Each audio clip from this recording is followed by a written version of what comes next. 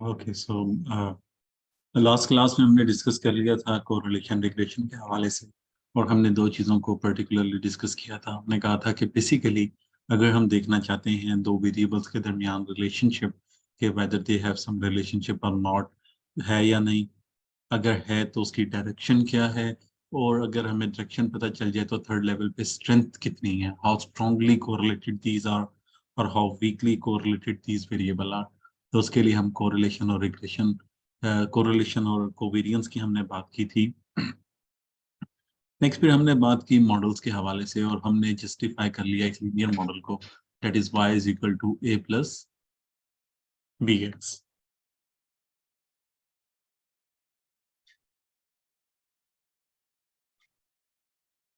हमने जस्टिफाई किया इस मॉडल को और हमने देखा कि लीनियर मॉडल बेसिकली क्या होता है। सो आज इसी हवाले से हम आगे शुरू करते हैं। तो देखिएगा, यहाँ पे हमारे पास y और x, these two are the variables.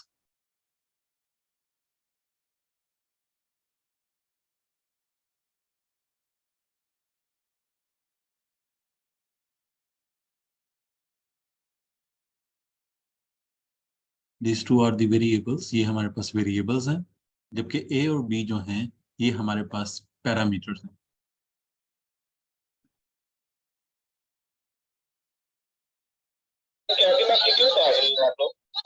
Sir वो लोग बहुत ज्यादा है और उनके पास पीछे माइक वगैरह अपने ऑफ रखें। दो चार बंदे मार दो इनके पकड़ के, कोई मसला नहीं है, दो चार बंदे मार दो इधर।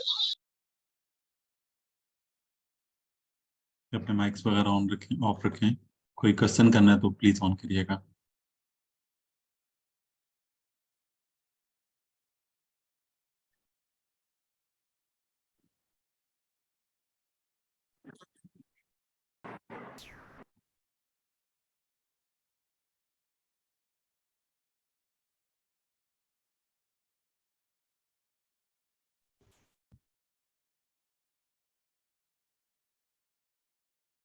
ओके सो हमारे पास ये जो ए और बी हैं, these are known as parameter, जबकि ये एक्स और वाई वेरिएबल है। एक्स और वाई जो हमारे पास वेरिएबल है, इनमें से एक हमारे पास डिपेंडेंट वेरिएबल है और एक इंडिपेंडेंट वेरिएबल।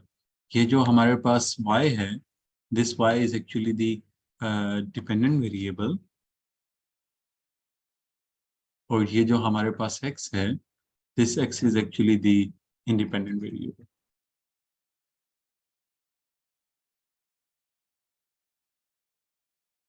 फॉर एग्जाम्पल, अगर हम बात करते हैं, सपोज करें सीजीपीए की और स्टडी आवर्स की, तो स्टडी आवर्स जो है वो सीजीपीए के ऊपर डिपेंड करता है या CGPA study hours per depend करती है। सो लॉजिकली अगर हम देखें तो सीजीपीए जो है आपकी,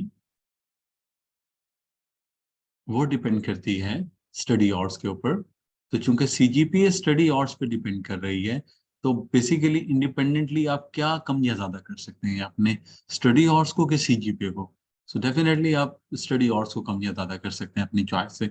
so study hours basically independent variable है, और सीजीपीए चूंकि उसके ऊपर डिपेंड कर रही है कि स्टडी आवर्स जितनी ज्यादा होगी, जितनी कम होगी, तो और सीजीपीए पे उतना इम्पेक्ट आएगा। तो स्टडी आवर्स आपके पास जो है वो एक्चुअली इंडिपेंडेंट वेरिएबल, और सीजीपी जो है वो डिपेंडेंट वेरिएबल है। सो रिग्रेशन मॉडल में हमारे पास आमतौर पर जब हम सिंपल लीनियर रिग्रेशन मॉडल की बात करते हैं, there are two variable, one is independent and one is dependent. So X variable जो हमारे पास इक्वेशन में इस साइड पे आई है, हमारे पास इंडिपेंडेंट वेरिएबल है, जबकि वाई वेरिएबल जो है that is actually the dependent variable. तो हम देख रहे होते हैं कि इंडिपेंडेंट वेरिएबल के चेंज होने या ना होने से डिपेंडेंट के ऊपर कितना इफेक्ट पड़ रहा है। हम उस इफेक्ट को क्वांटिफाई करना चाहते हैं कि अगर हम फॉर एग्जांपल डिपेंडेंट वेरिएबल को चेंज करें, तो डिपेंडेंट वेरिएबल के चेंज होने से इंडिपेंडेंट वेरिएबल के सॉरी चेंज होने से डिपेंडेंट वेरिएबल पे कितना फर्क पड़ेगा। और अगर हम उस फर्क को क्वांटिफाई करना चाहते हैं, so we can do that quantification by using regression model. अब यहाँ पे दो हमारे पास जो पैरामीटर या कांस्टेंट है ए और बी, जिनको हमने पैरामीटर कहा, these are the parameters over here. तो मैं ज़रा इसको स्पेसिफिकली यहाँ पे मेंशन कर देता हूँ ताकि कंफ्यूजन क्रिएट ना हो। These are the, parameters, A and B are the parameters, हमारे पास पैरामीटर्स हैं। So can anyone tell me के हम इनको आमतौर पे ए और बी को क्या कहते हैं लीनियर इक्वेशन या मॉडल के अंदर? What is A and what is B? A को सी कहते हैं और बी को एम कहते हैं। ए को सी कहते हैं, y is equal to mx plus c वाली इक्वेशन है ना। y is equal to M X plus C में हम c को क्या कहते हैं? c क्या होता है हमारे तो पास सी वहां पे? y इंटरसेप्ट, y सी इंटरसेप्ट y इंटरसेप्ट होता है। और m sir gradient, slope of change. okay, the slope or rate of change. So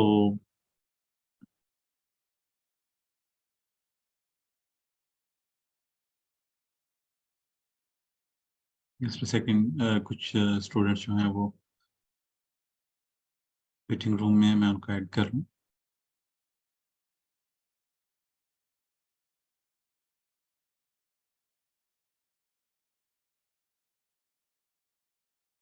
अच्छा, ड्यूरिंग दी क्लास अगर ये मेरा ख्याल है 45 मिनट का हमारे पास सेशन है जूम के ऊपर, तो अगर ये ऑफ हो जाए तो सेम लिंक और सेम पासकोड के साथ आप री एंटर हो सकते हैं। सो जैसे ही ऑफ हो जाए तो आप सारे उसी को ज्वाइन करके री एंटर कर लीजिएगा। ओके, सो ए को हम वाई इंटरसेप्ट कहते हैं और बी को स्लोप। सो हम इसको थोड़ा सा डिटेल इलेबोरेट करने की कोशिश करते हैं। सो देखिएगा, फॉर एग्जांपल अगर मेरा मैं कोई हम कोई शॉप ओपन करें, so there should be some expense. So अगर मैं उसका मॉडल बनाऊं, so that model will be look like this one. Expense, this is equal to a plus b in sale. Suppose करें कि मेरी सेल कुछ भी नहीं है एट फर्स्ट, कोई भी सेल नहीं थी मेरे पास। सॉरी, मैं दोबारा लिखता हूँ। Expense is equal to A plus B and sale. At first मेरी सेल कुछ भी नहीं है, मैंने शॉप खोली, पहले मंथ में कोई सेल नहीं। अगर कोई सेल नहीं है, क्या मुझे कोई एक्सपेंस पे नहीं करने? डिड आई हैव टू पे सम एक्सपेंस और नॉट? एट फर्स्ट अगर मेरे पास कोई भी सेल नहीं है,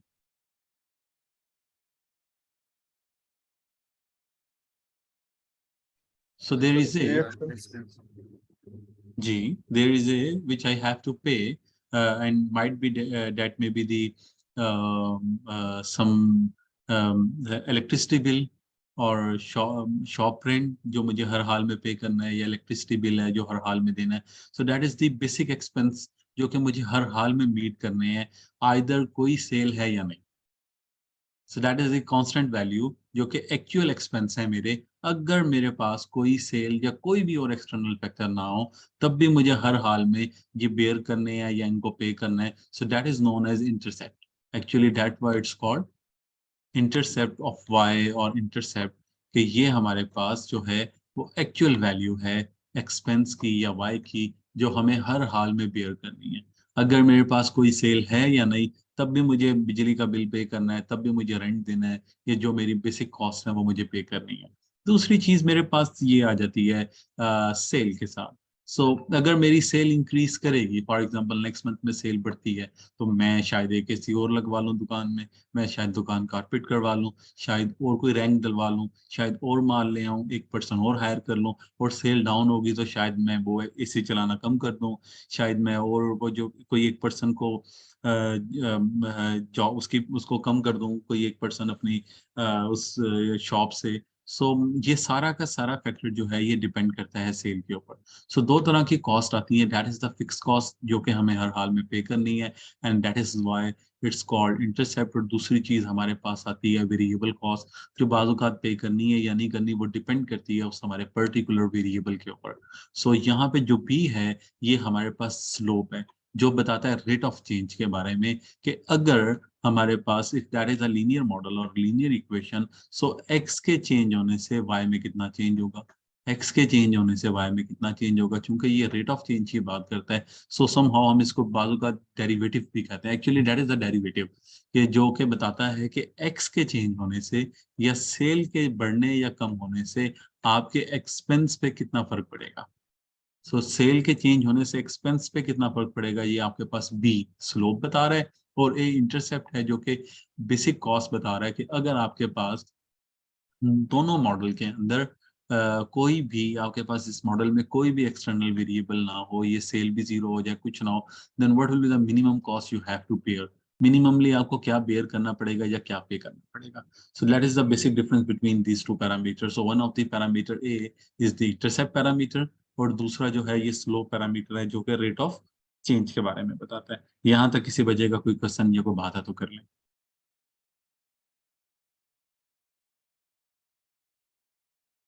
ओके, फर्दर देखिएगा, हमारे पास जो मॉडल हैं, मॉडल हमारे पास दो तरह के होते हैं।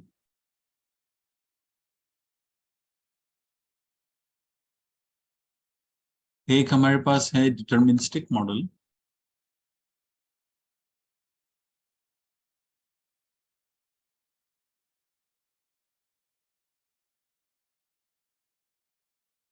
डिटर्मिनिस्टिक मॉडल, और दूसरा हमारे पास स्पेसिफिकली है प्रोबेबिलिस्टिक मॉडल।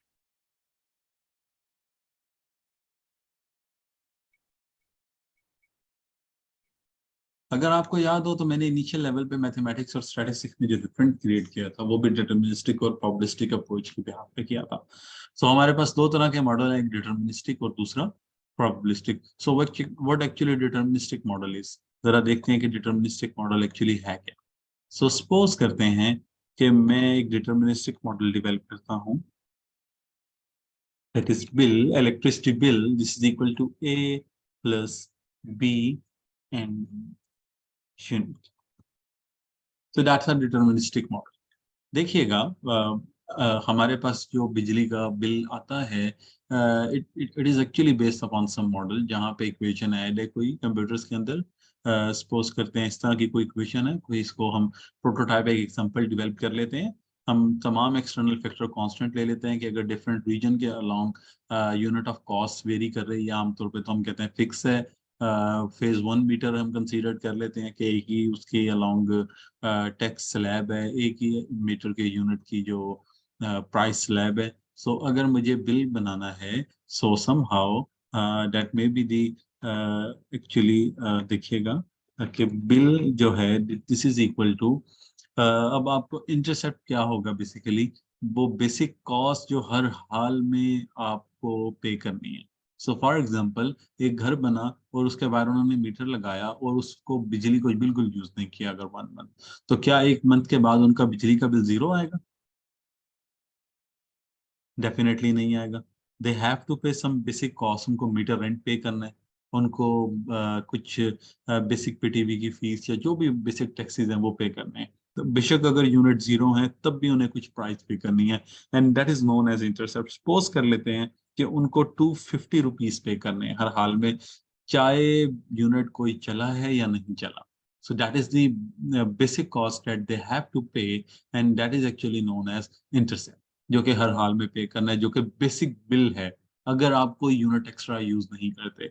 और दूसरी चीज ये है कि अगर यूनिट यूज करेंगे तो पर यूनिट कॉस्ट सपोज कर लेते हैं ₹20 की।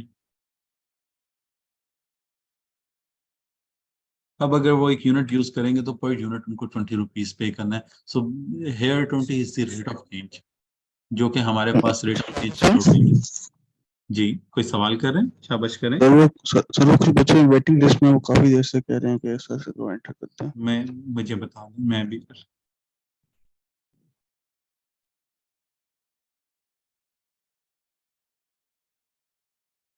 कोई फेलो अगर आपका लेट आए तो उससे आप कहें कि मुझे या तो हमें आप में से कोई टेक्स्ट कर दे या बता दे, ताकि मैं उसे ऐड कर लूँ।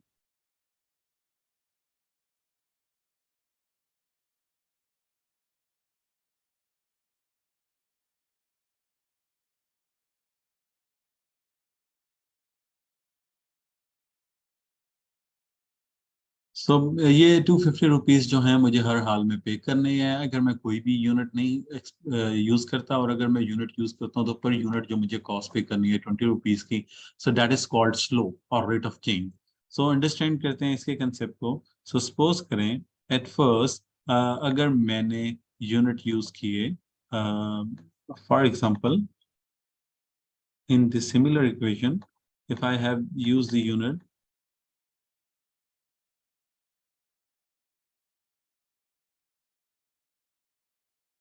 plus 20, और मैंने सपोज कर लेते हैं 300 यूनिट यूज किए मैंने, सो मेरा बिल कितना आएगा? जरा इसको सॉल्व करके बताएं।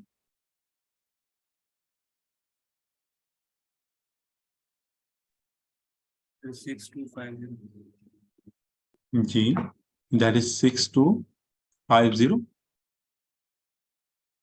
ठीक है। फॉर एग्जाम्पल आप में से किसी के घर में भी अगर सेम वही बिजली का बिल लगा है और कोई एक्सटर्नल फैक्टर और नहीं है, तो अगर वो भी 300 यूनिट वहाँ पे यूज हो तो वहाँ पे बिल 6250 होगा। अगर किसी और पर्सन के, थर्ड पर्सन के घर में भी सेम सिचुएशन है, 300 यूनिट यूज हुए हैं तो बिल 6250 होगा। So that is the actually cost you have to pay. So exactly bill find out किया जा सकता है by using this linear equation. हम एग्जैक्टली बिल फाइंड आउट कर सकते हैं कि उसका बिल कितना होगा या उसको कितना बिल पे करना है। अब देखिएगा, अगर फॉर एग्जांपल किसी के घर में 250 प्लस 20 इंटू 301 यूनिट कंज्यूम, अब उसका बिल क्या होगा? उसका बिल बेसिकली बनेगा 6250 प्रीवियस वाला प्लस 20 रुपीज। तो ये एक यूनिट के बढ़ने से एक्चुअली बिल में कितना इजाफा होगा? तो प्रीवियस बिल में 20 रुपीज का इजाफा होगा। सो ये आपके पास हो जाएगा 6270 रुपीज। सो एक्चुअली ये अब उसका बिल बन जाएगा। सो ये जो स्लोप है ये बेसिकली बताती है कि अगर हम यहाँ से यहाँ पे 300 के बजाय एक यूनिट का इजाफा कर दें, 301 कर दें, तो एक्चुअल बिल में कितना इजाफा होगा? That increment will be of 20 rupees. So this is the rate of change कि एक्स में चेंज होने से वाई में ओवरऑल कितना चेंज आएगा। सो वो 20 यूनिट्स का है। और इसी तरह अगर ये 300 के बजाय 299 हो जाए, एक यूनिट कम हो जाए किसी और पर्सन के घर में, तो बिल 6250 के बजाय 6230 हो जाएगा, यानी कि उसमें 20 रुपीज का कमी आएगी। सो ये कमी या इजाफा हम एग्जैक्टली मेजर कर सकते हैं by using this linear equation. So ये लीनियर इक्वेशन में हमारे पास ये इंटरसेप्ट और स्लोप बेसिकली डिटरमाइन करती है कि कैसे चेंज होगा और कैसे चेंज आएगा, और हम उसे कैसे एसेस कर सकते हैं। सो यहाँ तक किसी बच्चे का कोई क्वेश्चन या कोई बात है तो वो कर सकता है। शाबाश।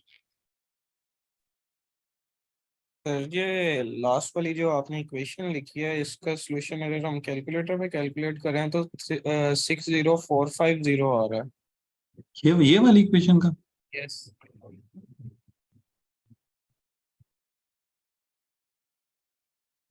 करें 301। सर 60450 आ रहा है। नहीं सही है। बच्चे दोबारा करो, सही है 301 को आपका। 20 से मल्टीप्लाई करो, 6020 आएगा, प्लस 250 ऐड करो। 6020 में 250 ऐड करो, 6270, यही आता है बच्चे एग्जैक्टली। एक बार मैं दोबारा कर। हाँ करके देखो, शाबाश।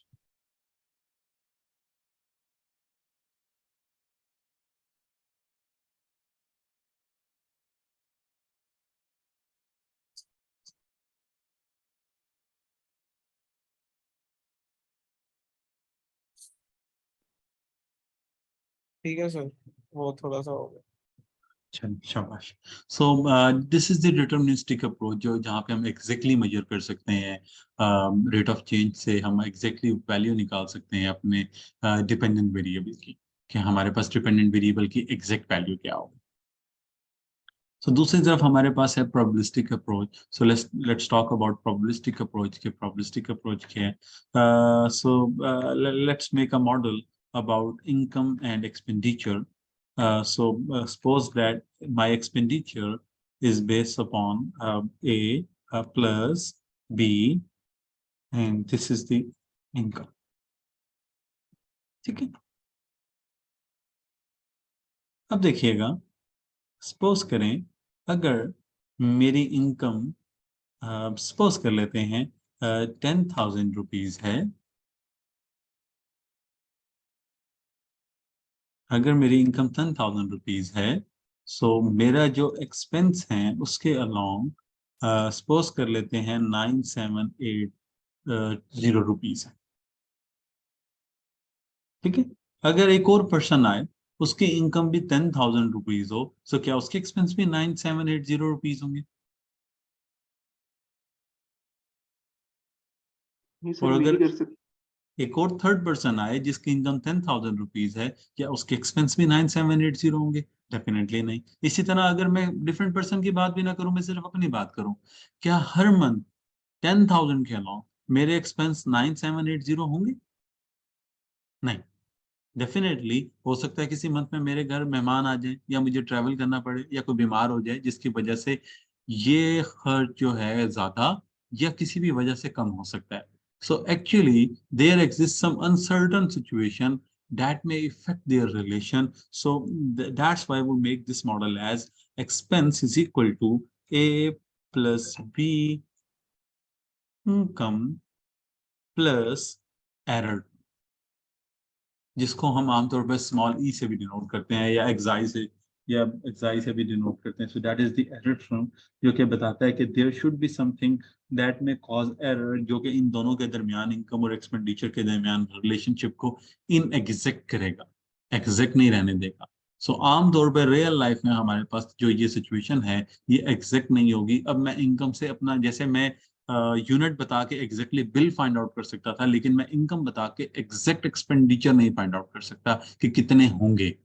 मैं ये बता सकता हूँ कि इतने हो सकते हैं, लेकिन एग्जैक्टली कितने होंगे आई कांट टेल, क्योंकि कोई भी ऐसी इरेगुलर एक्ट एग्जिस्ट कर सकता है जो कि इन दोनों के दरमियान रिलेशनशिप को इनएग्जैक्ट कर दे।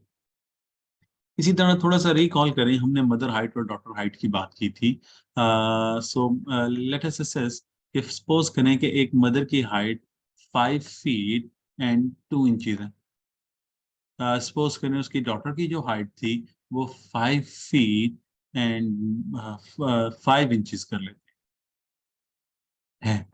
इसी तरह अगर एक और मदर आई जिनकी हाइट 5 फीट एंड 2 इंचेस है, तो क्या उसकी डॉटर की भी हाइट 5 फीट 5 इंचेस होगी? अगर हम एक और मदर लें जिनकी हाइट 5 फीट 2 इंचेस है, तो क्या डॉटर की अगेन हाइट 5 फीट 5 इंचेस ही रहेगी उसके अलॉन्ग, क्योंकि मदर हाइट तो सबकी हम सेम ले रहे हैं। तो क्या डॉटर हाइट भी सबकी सेम आएंगी उनके अलॉन्ग? What you thought?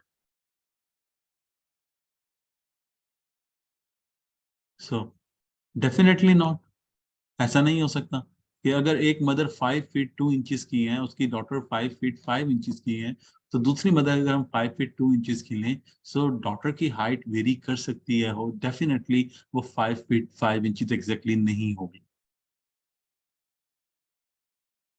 सो यहाँ पे इनके दरमियान जो रिलेशन आता है, again that relation is inexact, that may not be exactly determine. यहाँ पे कोई एरर टर्म एग्जिस्ट कर रहा है जो इनके दरमियान रिलेशनशिप को भी इनएग्जैक्ट कर रहा है, मदर और डॉटर हाइट के दरमियान। So we can't predict exact daughter height for a specific mother height. कि अगर मैं कहूँ एक मदर, जैसे मैंने कहा एक पर्सन के घर में 300 यूनिट चले, तो एग्जैक्ट बिल जो है 6250 होगा। लेकिन अगर एक मदर की हाइट 5 फीट 2 इंचेस हो, तो डॉटर की हाइट क्या होगी exactly? We can't define the exact height. So हम कह सकते हैं शायद उसकी हाइट 5 फीट 5 इंचेस हो, उसमें कुछ एरर एग्जिस्ट कर सकता है। So hair come the term error, जो कि इन दोनों के दरमियान रिलेशनशिप को इनएग्जैक्ट कर देगा। और इसी वजह से हमारे पास ये अप्रोच प्रोबेबिलिस्टिक अप्रोच यूज होती है, ये डिटर्मिनिस्टिक अप्रोच नहीं। क्लियर है सबको ये बात?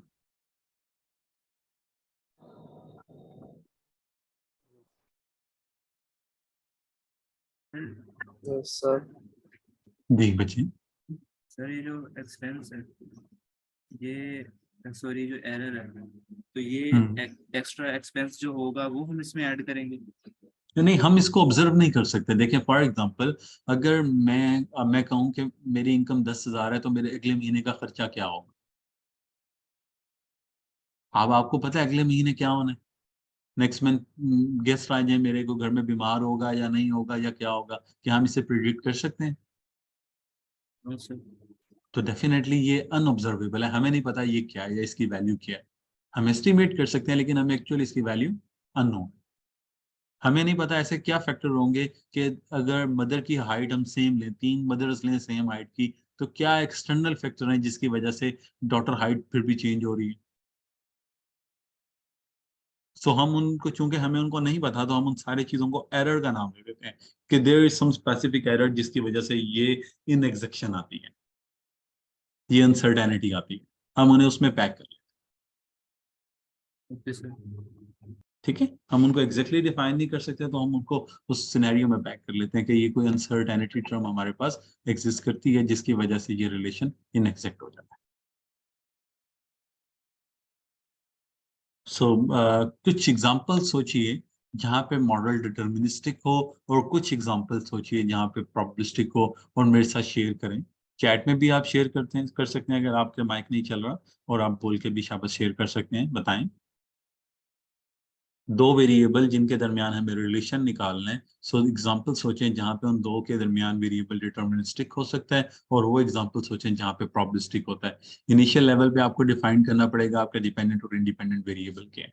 शाबाश।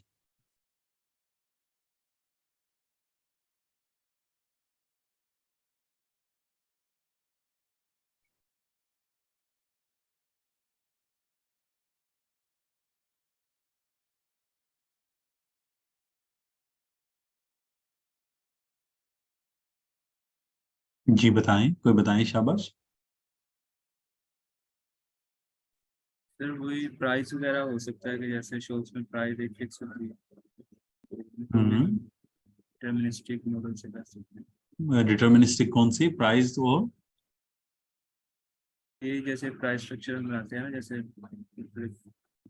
शॉप्स के अंदर, कि जैसे हर चीज़ की एक फिक्स प्राइस है, अगर इतने हम्म। यूनिट्स होंगे तो उसकी इतनी प्राइस है, तो इतना बिल आपका ऐड ठीक होगा। है, दैट्स अ बिल जो बनता है आपके यहाँ, आप किसी शॉप में गए या किसी मार्ट में गए, आपने चीजें खरीदी, दे हैव डिफाइंड प्राइस, और उसके अलावा उनका बिल बन जाएगा। वहां पे हमारे पास कोई नहीं होगा। Distance travel versus fuel consumption, जी ये डिटर्मिनिस्टिक है। अली, जी सर। अली देखो, जी अली सर। देखो, दो गाड़ी हैं, दोनों एक ही मॉडल की, एक ही कंपनी की, एक ही रोड तो पे सर वो चला रहे हैं, और दोनों तो में सर वो एक दोनों ही इक्वल पेट्रोल डलवाया, क्या दोनों की फ्यूल कंजम्पशन सेम होगी? नहीं सर, डिफरेंट होगी। क्यों? सर आप खुद ही देख लें कि किसी का कोई 14 किलोमीटर गाड़ी होती है, कोई 13 गाड़ी होती है, कोई 12 किलोमीटर गाड़ी होती है। हालांकि एक ही एक कंपनी की लीटर है, सारी एक चीजें लीटर एक हैं, एक ही स्पेसिफिकेशन है, एक ही मॉडल कंसीडर नहीं कर लो। सर, नहीं सर, वो उसको तो वो नहीं, वो सेम होगी, वो सेम कर देंगी। सर पर चलाने का अगर, तरीका भी तो मैटर करता है, सर क्योंकि अब लेकिन आप चीजें चलाने कहेंगे, का डिफरेंट तरीका, हाँ होंगी। सर डेफिनेटली, अब लेकिन आप कहेंगे चलाने का ड्राइवर, तरीका। जी अब आप कहेंगे ड्राइवर ज्यादा रेस देता है, इसका कम देता है, इसमें कोई ऑब्स्टेकल आ गया नहीं आ गया, so again there relation is in deterministic नहीं है, प्रोबेबिलिस्टिक है। ठीक तो है fuel sir. Consumption distance travel के अलॉन्ग ज्यादा या कम होंगी हर गाड़ी की। एक गाड़ी ज्यादा फ्यूल ले रही है, कम ले रही है, डिटर्मिनिस्टिक नहीं है। आपने एग्जांपल जो लिखी है चैट में, ये प्रोबेबिलिस्टिक है।